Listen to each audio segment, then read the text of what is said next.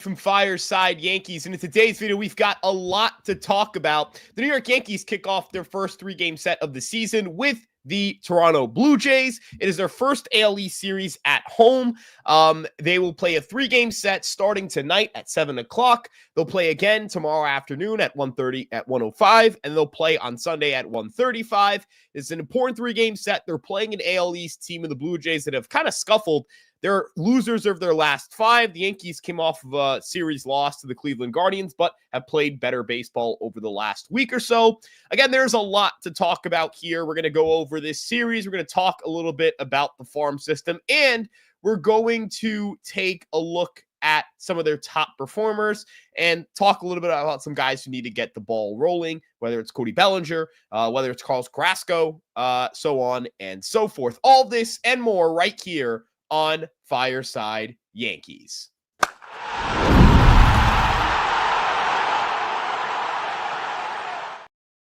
I'm your host, Ryan Garcia. This is Fireside Yankees. Thank you so much for taking time from your day to watch the stream, be here for the live show. If you're watching this and you're not subscribed, make sure you're subscribed on our YouTube page. And if you want some more Fireside Yankees content, we're all over social media. We've got a ton of social media presence on Instagram, TikTok, Twitter, Facebook, and of course, this YouTube page. Now, if you're here and you are on the YouTube, make sure you guys say what's up. Leave a comment saying, let's go Yankees. Let me know that you're here. We'll do a little bit of a roll call before we get this show started. Again, I just want to appreciate you guys for taking time out of your morning to be here for this series preview and some other fun content. I was in Somerset yesterday, so we're going to have some content talking about the Somerset Patriots. Cam Schutler, a right-handed pitching prospect for the Yankees, one of their best pitching prospects, looked brilliant in 7 innings. And Spencer Jones hit an opposite field home run. Plus, I've got an interesting prospect I want to talk about in Dylan Jaso, who might be flying under some people's radars right now. So, again, if you're here on the YouTube, make sure to leave a Let's Go Yankees. And without further ado,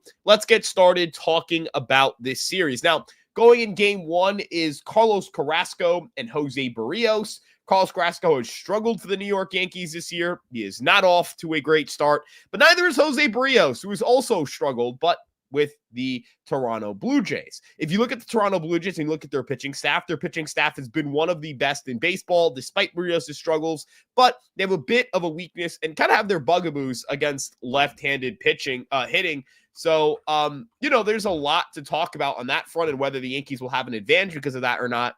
Jose Barrios this season, a 5.02 ERA, a 5.43 FIP. He is allowing a lot of damage contact. He has a 1.88 home runs per 9, a 13.1% barrel rate, and only a 43.4% ground ball rate. So not a ton of contact on the ground, a good amount of damage contact, a lot of home runs, not a lot of swing and miss. It's been that way for the last 2 seasons. So don't let that 3.60 ERA from last year fool you. I don't think Jose Barrios was very good last year. His strikeout rate was 19.5%. He did walk fewer batters. He didn't give up as much damage contact as he has this year. But the home run per 9 rate was 1.45. The ERA of 3.60 was way better than the 4.74 expected ERA. This is someone whose fastball velocity is dropped as well. He's seeing 93.4 miles an hour on his fastball. His stuff plus scores are way down compared to what we've seen in some of his recent years. This is someone who usually does have plus stuff, but has not had it, in a few years now. He's had a couple of fun years. You think of that 2023 season, 3.65 ERA, a 2.8 WAR on Fangraphs, a 3.9 FIP. But even that year, he was giving up quite a bit of loud contact. This year, we're seeing the same exact thing. Left-handed batters have done worse against Barrios than right-handed hitters this year, who are slugging .634. Look out for Aaron Judge to be someone to do some damage against Barrios tonight. But traditionally, left-handed hitters have had some success against Barrios. So I do wonder if that's something that the Yankees are going to be able to exploit. Last year, I know that left-handed hitters performed decently against him. They only had a .214 batting average, but they only had a 20.3% strikeout rate, an 8.6% walk rate, and a 1.58 home runs per 9. So I don't think lefties are a good matchup for Jose Barrios. I personally think that the Yankees should be able to get some good swings off against Barrios. But the same can be said for the New York Yankees and the way the Blue Jays will look at Carlos Carrasco, who kind of has the same struggles as Jose Barrios. The stuff isn't very good, and that means that he can't really attack the strike zone. The strikeout rates are low. The damage contact is through the roof. Batters have a 13.2% slugging barrel percentage and a 2.18 home runs per nine this year. This is not new. Carlos Carrasco has struggled with the home run ball, really dating back to 2021. He has a 1.52 home runs per nine allowed since 2021. If you want to shorten that over the last 3 years, that number spikes even further. He has not been a good damage preventer with the New York Yankees. And I've got a lot of concerns about the way that he's going to pitch in this game. The Blue Jays have not hit a lot of home runs, but Carrasco has not kept the ball on the ground much. He has been more of a fly ball pitcher, and that's just not going to work. I mean, he has just been so underwhelming. His command is so, I mean, I don't know if underwhelming is the right word. I don't think I'm underwhelmed. I think I knew he was bad going into this year, and he's pitched bad. Like, he's not good, and he's continued to not be good. So, yeah, I don't know. The Yankees should have a quick hook with Carlos Carrasco. The day off should help. I really think the Yankees should consider doing anything else other than using Carlos Carrasco as a traditional fifth starter. But he is your fifth starter right now, and he has been a disaster. So I really don't mean to rip him too much. He's a great guy. So yeah, I don't know what else to say other than he's not good, and Jose Barrios isn't good. So the Yankees hopefully score more runs than the Blue Jays. The Yankees do have a better offense than the Blue Jays to start this year, and they're projected to be the better offense as well. So hopefully that results in, some semblance of production offensively for the New York Yankees. So, yeah, the New York Yankees right now, if we look at where things are at with their rotation, it's really like Carlos Carrasco's really burying this team's ERA. So was Stroman. Again, these are just two bad pitchers going at it. Moving on to a more entertaining game on the pitching department. Tonight should be a bloodbath offensively. Kevin Gausman's going up against Max Fried. Kevin Gausman's an ace. Max Fried's an ace. Kevin Gausman has a pretty good track record against the New York Yankees. Kevin Gausman with the Toronto Blue Jays has been one of the best pitchers in baseball. And honestly, I think this is one of these guys where it doesn't matter how his career trends look. I'm just always going to view him as someone capable of ripping, 9 or 9 strikeouts over, 6 innings with 1 run allowed. That's just what Kevin Gausman's capable of doing. He's looked better this year compared to last year in terms of preventing damage contact. Again, he is the kind of pitcher where you have seen him a lot. You've seen him have a lot of success against your team. He's got 3.16 ERA. He's got 26 strikeouts on the season. Although I will say last year, the Yankees had a lot more success against him. So maybe that's an indication that they're not as fooled by Gausman, but it's a different roster, a different team. You can't really compare a lineup of players who are not here. Like Rizzo isn't here, Verdugo isn't here, Soto isn't here, Bellinger is here, Jazz is here, Dominguez is here, Rice is here. Those are guys who didn't play much in these games against Gausman, or were not with the team when they played Gausman. So that's not necessarily a fair comparison. But Gausman's stuff plus is up. It's back up to 102 compared to 95 last year. His fastball velocity is closer to where it was in his best years than where it was last year. The strikeout rates are higher. The walk rates are lower. Again, the one bugaboo here is that he is still getting hit pretty hard, 13.1% barrel rate and a 1.15 home runs per 9. I do wonder if the Yankees are able to exploit that, maybe get a couple of long balls going. But the ability to get swings and misses has returned a little bit. The ability to throw the ball hard has returned a little bit. And we're seeing a couple of wrinkles to his game. He's throwing some more sliders. That's an attempt to get hitters off of the fastball splitter combination. One of the things I will say about Kevin Gausman is that his command has always been really good. And so that gives me some concern about his ability to just kind of rip through the Yankee lineup. Because if he can spot that splitter, the Yankees are a very swing-happy team, and they have a lot of lefties. That's kind of killer for these guys. Lefties have a 291 weighted on base average this year against him, a 213 batting average, but a 1.42 home runs per 9. So if the Yankees early and often, try and get some of those barrels to go. You've got to attack that fastball. Don't let him get you into a splitter count. Because if he gets you into a splitter count, the lefties the Yankees have are going to have a lot of issues here. And that does give me a bit of concern here. But we have some comments here. AL East going crazy from Noble Demon Tim. Doug says the Yankees should send back Anthony Volpe to AAA and bring up George Lamar Jr. Doug, I will advise against the New York Yankees calling up their 19-year-old shortstop straight from high A to play Major League Baseball. I will advise heavily against that. And we got Keith McPherson here. Back in the BX. Yep. It's nice to be back in the Bronx and have the team back in New York and have an AL East series. I think, Keith, you can speak to this better than anybody because you're at the stadium pretty frequently and you're very in touch with the fan base. But there is just a feel when it's a weekend series, Friday night game, and there's an AL East opponent coming into town.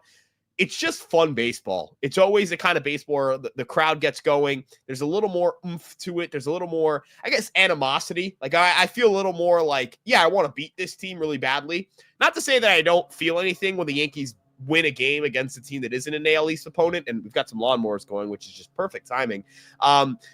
But I feel like there's just that added level of animosity. Like when you beat the Blue Jays, there's a little bit more to it. Not as much as the Red Sox or the Astros, but a little more to it than like beating Cleveland. We've played Cleveland in the postseason. We've beaten them. I kind of have nothing to prove in the regular season. I don't think this team has anything to prove in the regular season against them.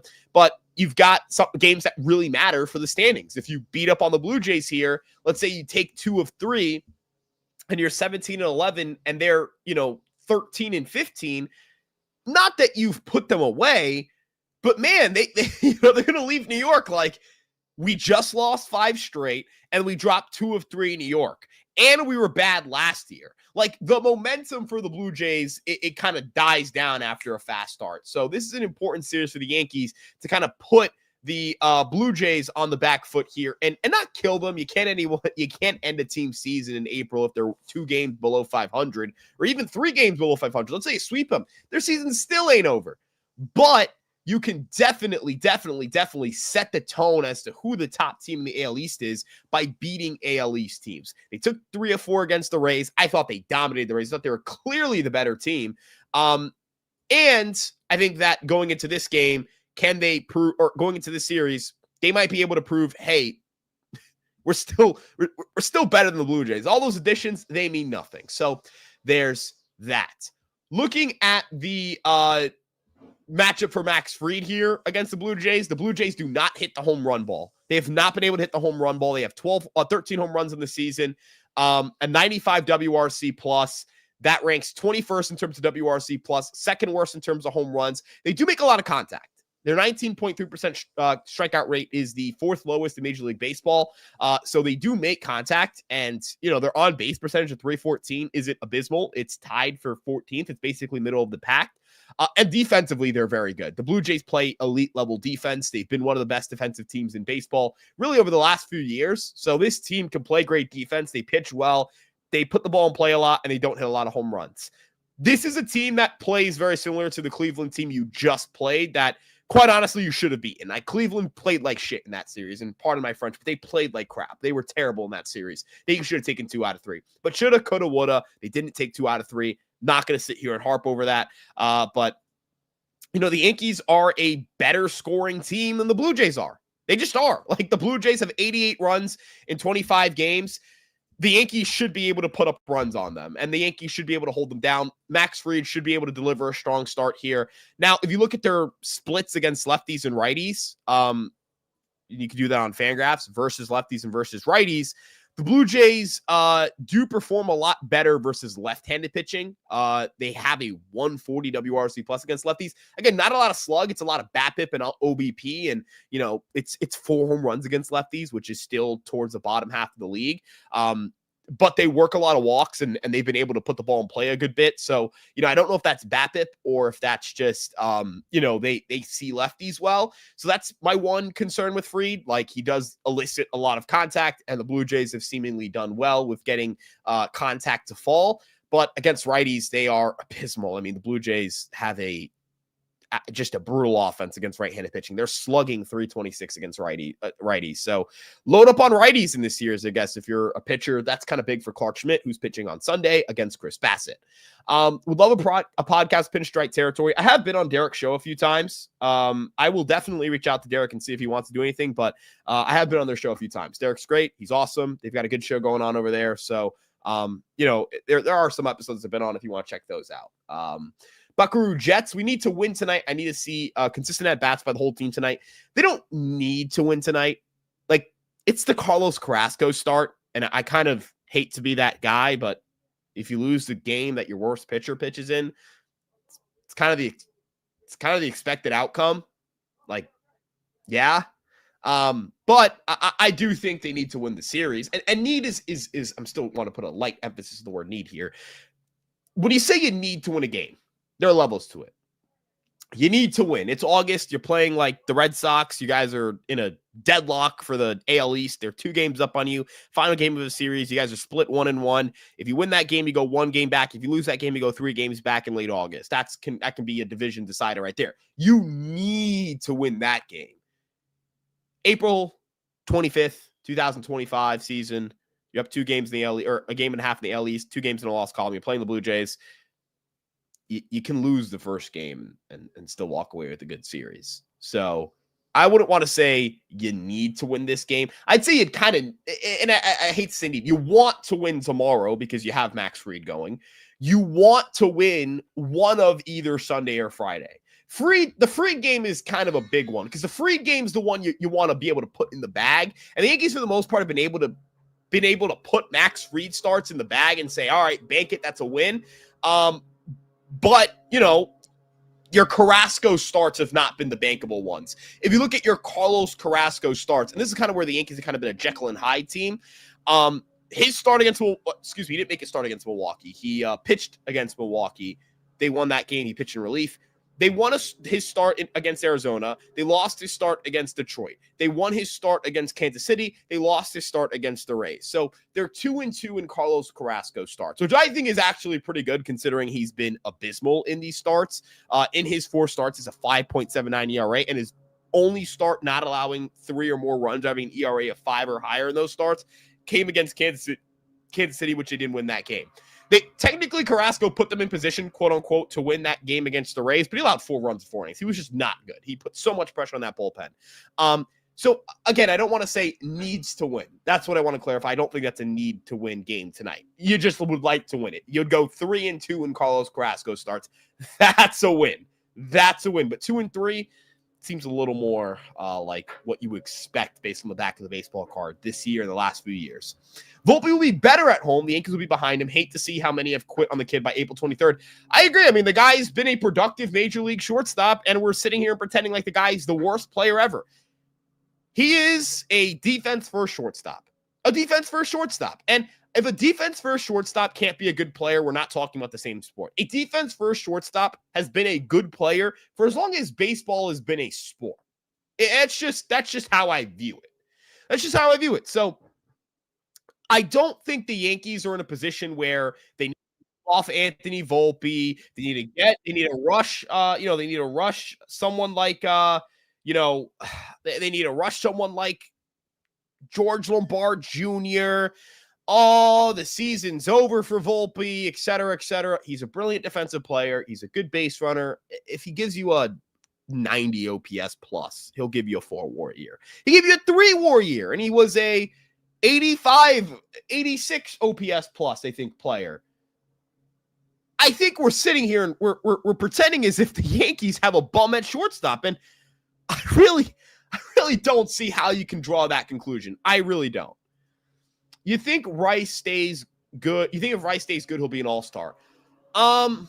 It's tough because if he stays good, meaning like if he's as good as he's been to start, yes, because the DH position is one where like you have Yordan, he's kind of the top DH guy, but outside of that, it's slim pickings. Like the DH and the AL, these are kind of your in 2024 your top AL DHs, primary position DHs, and I'm gonna just filter it to be 400 plate appearances. Aaron Judge, he's not going to be in the voting as a DH. Yordan Alvarez will be in the voting as a DH. He'll probably win the starter spot. Brent Rooker is going to be a DH, and he'll get the All-Star nod. I think he'll get on this All-Star team. He's a really good player. And those are 2 spots right there. But some of the traditional guys that you expect to be here, Giancarlo Stanton is someone who's kind of always been popular in voting. Even when he doesn't play particularly well, he at least is popular in voting. And if he does play well, he'll get a spot. He's not going to be healthy enough to get votes. There's not a lot of DHs that I think are going to challenge for that outside of Rooker and Alvarez. And when it comes to Rooker and Alvarez, both of them are off the slower starts than Rice, giving Rice a bit of a heads up or a head start over those two, which is important because when it comes to All-Star voting, it occurs earlier than the All-Star game. Like the All-Star voting will close the All-Star voting is going to start in like 2 months, if I'm not mistaken. Ben Rice has got a decent amount of time to, hope he keeps the offense going. And then if he slows down and it's July, the voting will likely be closed by then. So with the way he's gotten off to this start this year and the way he's hitting, I definitely think he's capable of making the All-Star game. And, 3 DHs, it's not impossible to carry 3 DHs in the All-Star team. So, yeah. Moving on, though, talking about Chris Basset, because I haven't previewed that game. Chris Basset is off to a ridiculously good start. Chris Basset has been awesome for the Toronto Blue Jays this season. He's been their ace, and he has a 1.88 ERA, a 1.48 FIP. He has not allowed a home run through 5 starts, a 28.6% strikeout rate, a 5% walk rate. His swinging strike rate of 12.3% is the highest of his career. His 100 stuff plus is higher than it's ever been with the Toronto Blue Jays. His sinker stuff plus in particular has been great this year. Chris Basset is 36 years old, pitching like the guy is, in his early 30s or in his late 20s. He looks really, really, really good. He's preventing damage contact. He's missing bats. He's getting chases out of the zone. He's, still not throwing hard. Like, that's never been his game. But some of the things that I'm seeing kind of off rip that have changed about Basset include, again, an improvement in his sinker. His sinker this year, 17.4 inches of run and 6 inches of vertical drop or induced vertical break. Last year, it had 16.5 inches of run, so about an inch less of run, and about 2 inches less drop last year. So he's got more drop and run on this sinker. He's throwing it, roughly at the same rate as he did last year. He's still mixing in the cutter. That pitch is really good. It's been a good pitch for him for years now, and I think he's just locating it better. The curveball still a big swing and miss pitch. That slow breaking ball. It's a really, really good pitch, and it's getting more movement as well. His splitter is getting tattooed, but it can get swings and misses, and when located properly, it's an effective pitch. He's got the sweeper. He can throw some 4-seamers. Got the gyro slider. He's got so many pitches. Chris Basset throws everything. He throws a kitchen sink. He's a tough matchup for lefties and righties. And this year he has been utterly dominant for the Blue Jays. So, traditionally lefties have been his bugaboo. Last year they slashed 305, 392, 485. The year prior, 265, 337, 504. This year, 265, 308, 367. So they're not doing much of anything. They're actually striking out a ton against him. So I am curious to see kind of how the Yankees lefties match up against Basset and how he performs in his first start against the Yankees this season. Basset is someone who has killed the Yankees, kind of consistently. Like Gausman last year had his struggles, and that kind of erases. You want to see him do it again before you go, all right, well, he's off to a good start. He's back to being a Yankee killer. Basset is the Yankee killer. His last 4 starts against the Yankees, 6 innings pitched, no runs allowed, 8 strikeouts, 2 walks. The start before that, 2024, again, 6.1 innings pitched, 1 run allowed, 2 walks, 5 strikeouts. The start before that, 2023, 7 2/3 innings pitched, no runs, 1 walk, 7 strikeouts. The start before that, 7 innings, no runs allowed, 1 walk, 7 strikeouts. This guy is a freaking Yankee killer, man. Even if you go back to his start before that, which came with the Oakland A's, 6 innings, 2 runs, no walks, 2 walks, 7 strikeouts. This guy slaughters the Yankees. So, I mean, it's just so funny, dude. It's this guy kills the Yankees. And this is one of those games where, like, I do get the need to win tonight's game because I'm not going to lie. If I have to go into that Sunday game with an even series and a Clarke Schmidt who's still working his way back from that injury, yeah, man, I'm not liking the Yankees odds. Again, the Yankees are facing really their two best starting pitchers. They've got their best starting pitcher going in the series, granted. I mean, I don't want to make excuses here. And Schmidt should be one of their three best healthy starters right now. Like, you imagine Clarke Schmidt's better than Will Warren. You definitely hope he's better than Carlos Carrasco. But for the Blue Jays, they've got two of their three best starters, or their two best starters going in this series. You could argue for Brios being their third best starter. I wouldn't. I think despite the early struggles from Bowden Francis, I would take him over Barrios, but that's not by a significant margin. And I think the Yankees can kind of crush Bowden Francis a decent bit, but I like Bowden Francis's stuff. I think he's got good stuff. That's just me, though. That's just me. But looking at this Yankee pitching staff, or looking at this Yankee lineup, they profile well for two of these three matchups. They should kill Barrios. They've had success recently against Gausman, although he's been better this year than he was last year, so we'll see. And Basset has always killed the Yankees, so I'm not going to sit here and go, yeah, the Yankees should do well against Chris Bassett. I'm going to say, hope you can get to that bullpen. But in years past, it's been a reliable way for the Yankees to kill the Blue Jays. Not this year. The Yankees have unfortunately not been able. The Blue Jays have unfortunately assembled a really damn good bullpen. Jeff Hoffman is one of the best relievers in baseball. Their bullpen has been ridiculous. That bullpen has a 3.54 ERA as a group, which is among the best marks in baseball. Their strikeout rate is really, really good. They're striking out 29.5% of batters faced. That is the highest mark for any bullpen in the sport. Their 21.4% strikeout to walk rate is the best mark in baseball as well for any bullpen. But they do have a little bit of a home run issue. 1.01 home runs per nine. It's not bad, but it's, in the bottom half of the league. So if there's anything you can do, it's maybe, just maybe, get some home runs off their bullpen. Jeff Hoffman's been killer. You can't hit him. Dylan Tate has provided some valuable innings for the Toronto Blue Jays. Yimi Garcia is devastating. Chad Green has been, a little lucky. He gives up too many home runs for me to feel like the Yankees can't hit him.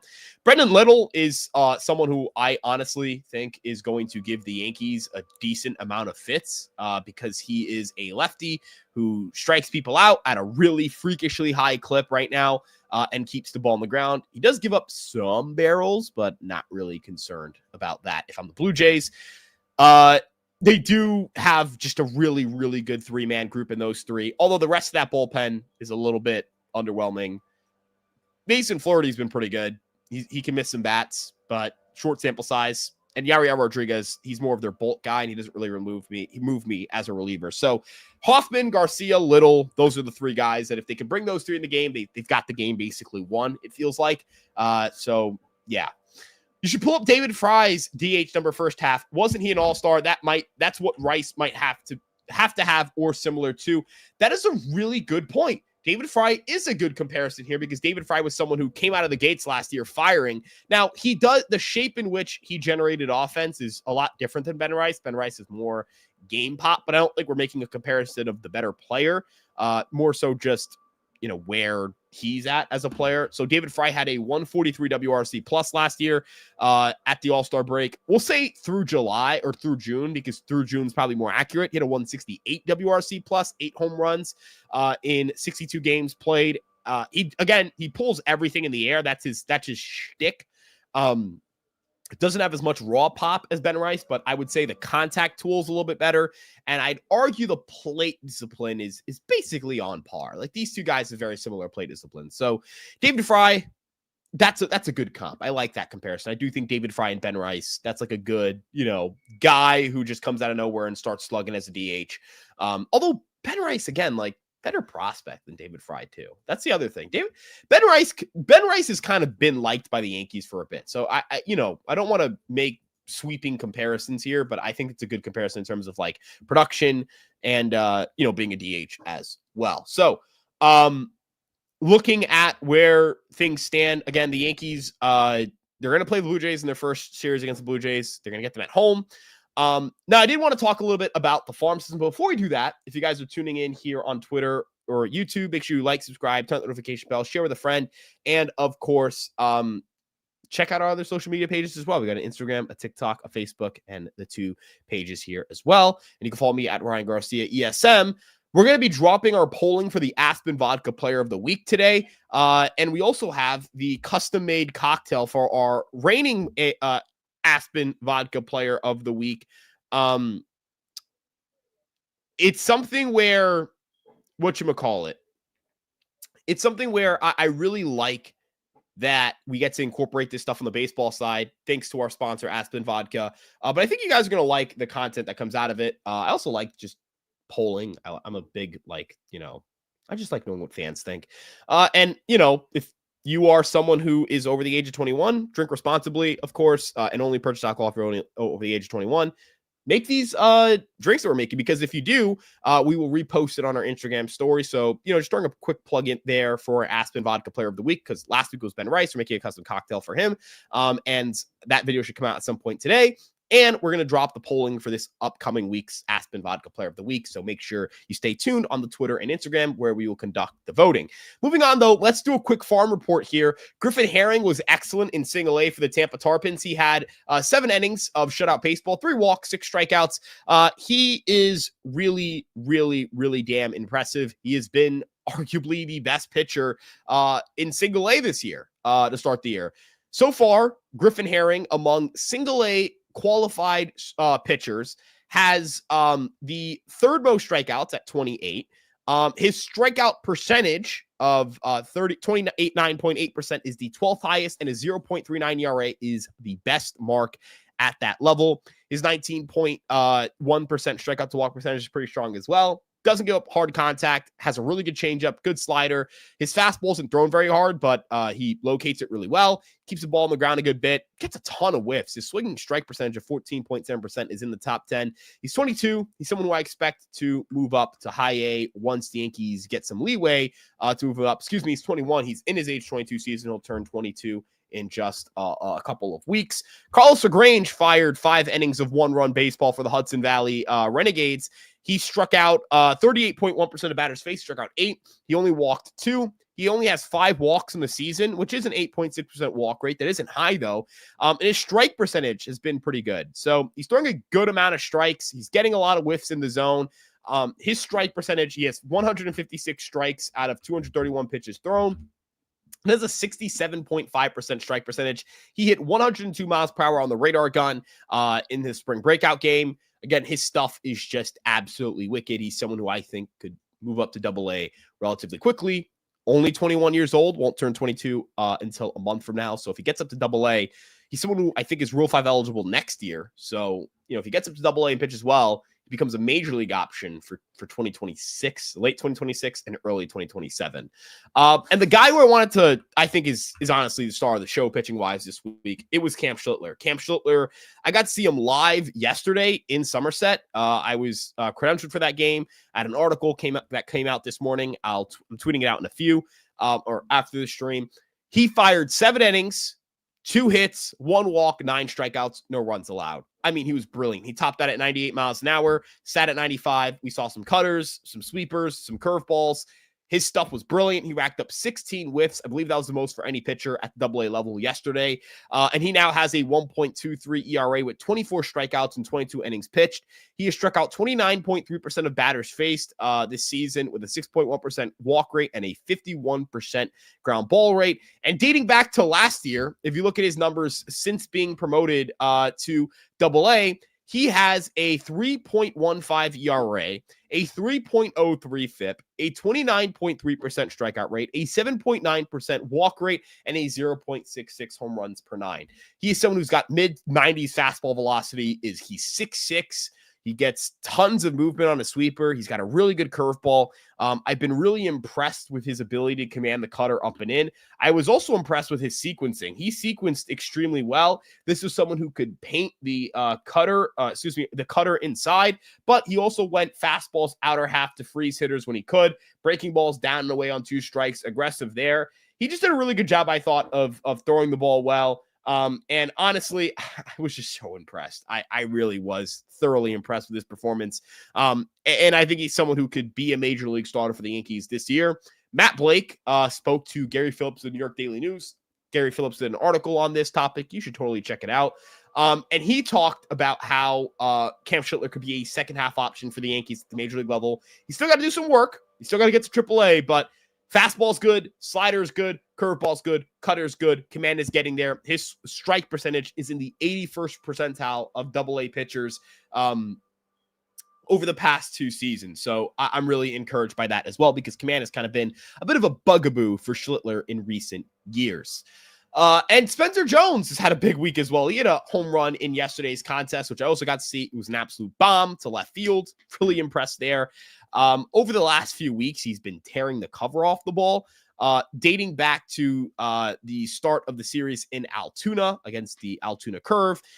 He is striking out 28.9% of the time with a 176 WRC plus. He's got 4 home runs in 9 games. On the season, he's got 7 home runs, a 32.9% strikeout rate, and a 188 WRC plus. The strikeout rate is about 4% lower than where it was last year. The fly ball rate is higher than where it was last year. The ground ball rate is almost 9% or 8% lower than where it was last year. And the pull percentage is roughly where it was last year. So we haven't seen anything affected in terms of pull rates. Contact rates have, if anything, improved a little bit, just a smidge.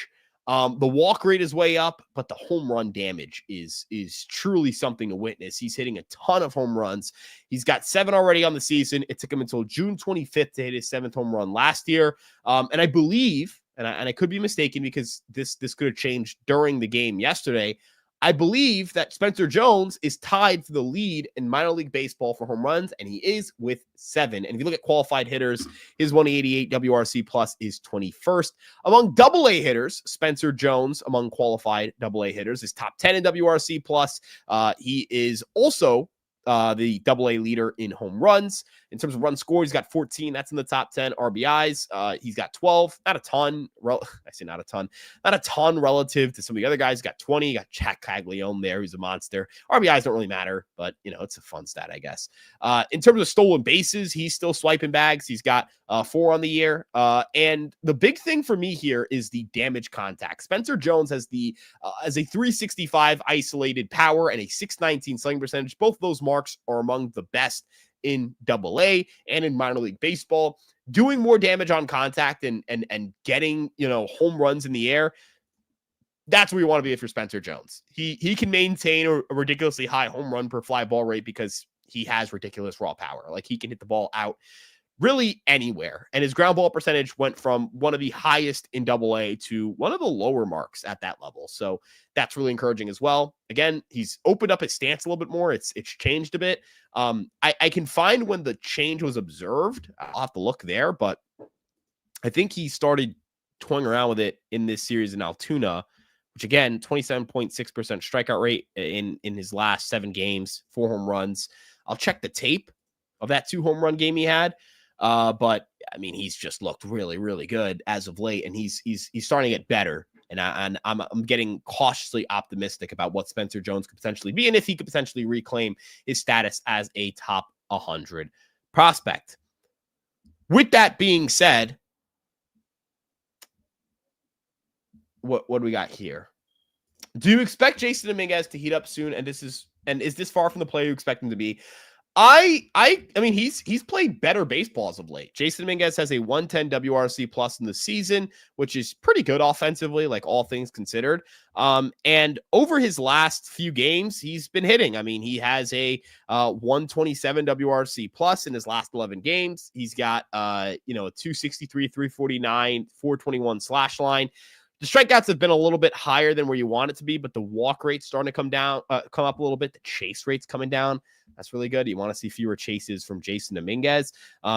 Jason's someone who is, I personally think a good hitter. I mean, he's a good hitter. I think he's someone who's going to hit, and he's going to have success, and he's going to be a quality player in the big leagues. The defense has certainly not been very good, and that's something he's going to have to work on, and something the Yankees will continue to develop with him. But I don't think he's been the worst defensive player of all time. I just think he's been not good.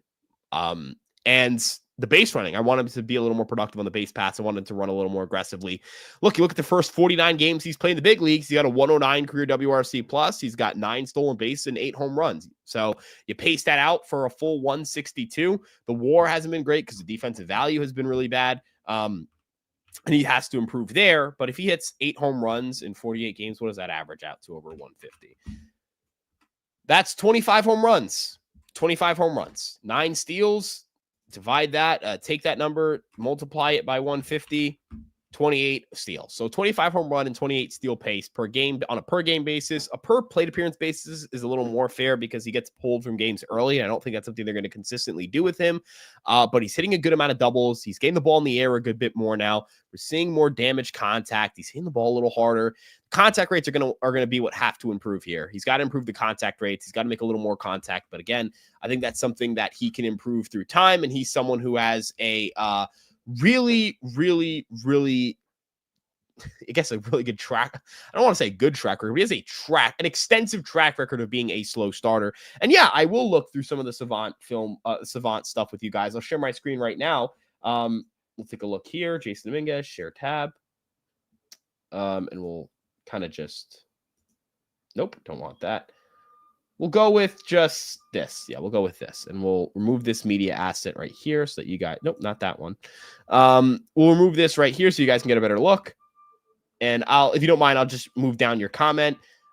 So let's take a look at Jason Dominguez. Jason Dominguez's range grade on Baseball Savant's not good. That's out above average. His ability to get to balls. He's fast. It's not that he can't run. Let's take a look here. His routes are pretty good. It's just his reaction time is bad. His jumps are average. His bursts are average. His routes are good. His reaction time just isn't good. He's just reacting poorly. He's a little bit slow to react, which I think is something that he can develop with time. Like, I think that's something that can just take time. His arm is pretty good, which is really important. He's been better defensively than it was last year. Last year was a train wreck out there. He was a train wreck out there. This year, a little more of a steady defender. His quality of contact has been really good too offensively. That's been a theme for Jason Dominguez. High walk rates, good damage contact. We've got to figure out the sweet spot rates. He's got to figure out a way to kind of get to the sweet spot of his barrel. It's a swing path thing, a barrel accuracy thing, it seems to be. He is swinging the bat decently hard. If you compare it to last year, he swung the bat a little harder. So I wonder if maybe he's taking something back in his swing or trying to work on some things to develop some more barrel accuracy. Look, when this guy's going, he can hit. And, I think the Yankees, you want to get him better from the right-handed side because from the left-handed side, he's really good. Yeah, I just think that I don't know. I'm really personally very high on Jason Dominguez, and I have been for years now. And I just don't want to I don't want to ever move off of that until I get a reason to. And I haven't found a reason to move off of that opinion yet. In fact, I've only found reasons to say, hey, he's hitting a little bit. Let's see what happens if he gets hot, if he takes a step forward, if he can develop a little bit, because he hasn't got a lot of MLB time to develop his game. And I think that the more we can develop his game, the better this man's going to be. This guy's a young, talented stud. So, yeah. Super high on Ben Rice, but you cannot expect him to be Juan Soto. And I'll stop sharing my screen now. Look, I agree. You can't expect Juan Soto. You can't expect Juan Soto. That goes without saying. But I do think Ben Rice is a really, really damn good hitter. And look, the Yankees, it's not that they don't miss Soto. It's just that Rice benefits from hitting in front of Judge because he gets more fastballs, and getting more fastballs is a good way to do more damage contact. So, yeah, I think that we've got to talk about the way that the Yankees, have structured their lineup, I think, has really helped Ben Rice get off to a good start and give him some time to ease into it instead of like, hey, figure it out. Just go out there and hit, like, figure it out. I think the Yankees with Ben Rice, they've got a really, really talented hitter who can be a really damn special player for a really damn long time, at least at the plate. Did you see Volpe's sprint speed is down last time I checked? Yeah, it's down. That is a little bit concerning because he's bulked up a little bit. So you got to wonder if he can get some more, if he can get downfield a little bit better, because that's important. It's an important part of his game. Now, he is still a good base runner. He's a fast base runner. He's not slow, but he's not as fast as he was last year. So yeah, he's not terribly off. It's about a foot per second. It's not a massive margin, but you need him to be better in that department for sure. You need him to be a little bit faster. So yeah, and Volpe's bat has to get better too. Like, you know, you want it to be better because I think the capabilities here, he's just so much more capable in this. I really think he's capable of being like not a guy who is on again, off again every other week. So yeah, and also he has to get more involved in the base running game. He has to run the bases more. He has to steal more bags, and he has to be confident in doing so. So yeah, that's my overview on Anthony Volpe. Look, we're kind of out of topics to talk about. There's not really a lot that's gone on this week outside of the Yankees playing ugly baseball in Cleveland. And we did talk about that in that live stream we did on Wednesday. So I'm going to wrap things up here. We're going to take a final few questions if you guys have any. And we're going to let this one ride, and we'll put our focus towards tonight's game. You're going to get your live stream on Sunday as well. Your Sunday game live stream will be after the game. We'll also have some videos coming out in between. So we'll have something coming out Saturday, just quick update on things going on. Yeah, really appreciate you guys tuning in and checking out what's going on with the Yankees. And I really, really appreciate you guys sticking by. Hope you have a great rest of your day. Make sure to check us out on Instagram, TikTok, Twitter, Facebook, and of course this YouTube page. I'm at Ryan Garcia ESM on Twitter. And one last thing to note. The Yankees in this series are playing an AL East opponent for the first time at home. Next weekend, they'll play the Rays at home, or next week, they'll play the Rays at home on May 2nd. May 2nd, I believe is the day, or May 3rd. Let me double check.